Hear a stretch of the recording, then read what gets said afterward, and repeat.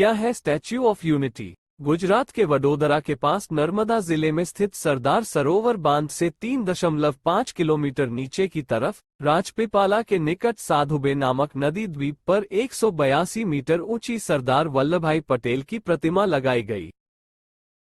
मात्र 33 महीनों में तैयार हुई यह प्रतिमा चीन के केंद्रीय हेनान प्रांत में स्थित स्प्रिंग टेम्पल की 11 सालों में निर्मित 153 मीटर ऊंची प्रतिमा, जिसे अब तक विश्व की सबसे ऊंची प्रतिमा का दर्जा प्राप्त था, से भी ऊंची है और न्यूयॉर्क की स्टैच्यू ऑफ लिबर्टी 93 मीटर की ऊंचाई से करीब दोगुनी है। इस मूर्ति का डिजाइन पद्मभूषण पुरस्कार से सम्मानित मूर्तिकार राम वनजी सुतर ने तैयार किया था। प्रतिमा का निर्माण भारत की लासन एवं टूब्रो कंपनी तथा राज्य संचालित सरदार सरोवर नर्मदा निगम लिमिटेड द्वारा किया गया।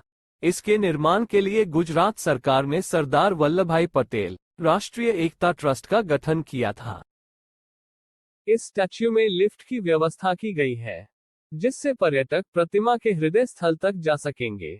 यहाँ एक गैलरी बनी हुई है, जहाँ एक साथ 200 पर्यटक खड़े होकर सतपुड़ा और विंध्याचल पहाड़ियों से घिरे नर्मदा नदी, सरदार सरोवर बांध और वहां स्थित फूलों की घाटी का नजारा भी देख सकेंगे। स्टैच्यू ऑफ यूनिटी से 3 किलोमीटर की दूरी पर टेंट सिटी, फूलों की घाटी और श्रेष्ठ भारत भवन नामक एक कन्वेंशन सेंटर का भी निर्माण किया गया है। ये स्टैच्यू 180 किलोमीटर प्रति घंटे की रफ्तार से चलने वाली हवा में भी स्थिर खड़ा रहेगा और 6.5 तीव्रता के भूकंप को सहने में सक्षम होगा। इस प्रतिमा के अंदर सरदार पटेल का म्यूजियम भी तैयार किया गया है, जिसमें सरदार पटेल की स्मृति से जुड़ी कई चीजें रखी जाएंगी।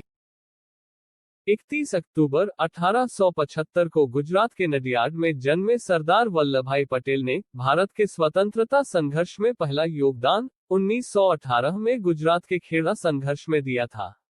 उन्होंने बोरसद सत्याग्रह के द्वारा बोरसद तालुका की जनता को हदिया नामक एक दंडात्मक कर से मुक्त कराया। सरदार पटेल ने 1923 में नागपुर में राष्ट्रीय झंडा आंदोलन का सफल नेतृत्व किया।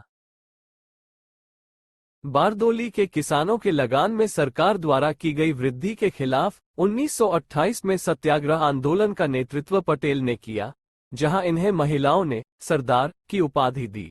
1931 में इन्होंने भारतीय राष्ट्रीय कांग्रेस के कराची अधिवेशन की अध्यक्षता की और असहयोग आंदोलन, स्वराज आंदोलन, दांडी यात्रा तथा भारत छोड़ो आंदोलन में भी महत्वपूर्ण भूमिका निभाई। सरदार पटेल स्वतंत्र भारत के पहले उप प्रधानमंत्री बने तथा साथ ही गृह, सूचना एवं प्रसारण मंत्री का प्रभार भी संभाला। आजादी प्राप्त होने के बाद भारत की देशी रियासतों के राष्ट्रीय एकीकरण में सरदार पटेल की प्रमुख भूमिका रही और बिना युद्ध के इन्होंने लगभग 562 देशी रियासतों का देश में विलय कराया। विलय समझौते के लिए असहमत जम्मू कश्मीर, हैदराबाद एवं जूनागढ़ को भी सरदार पटेल ने अपनी कूटनीतिक समझदारी का परिचय देते हुए नवंबर 1947 तक देश में मिला लिया। भारत के एकीकरण में पटेल के योगदान को देखते हुए उन्हें लौह पुरुष की उपाधि प्राप्त हुई।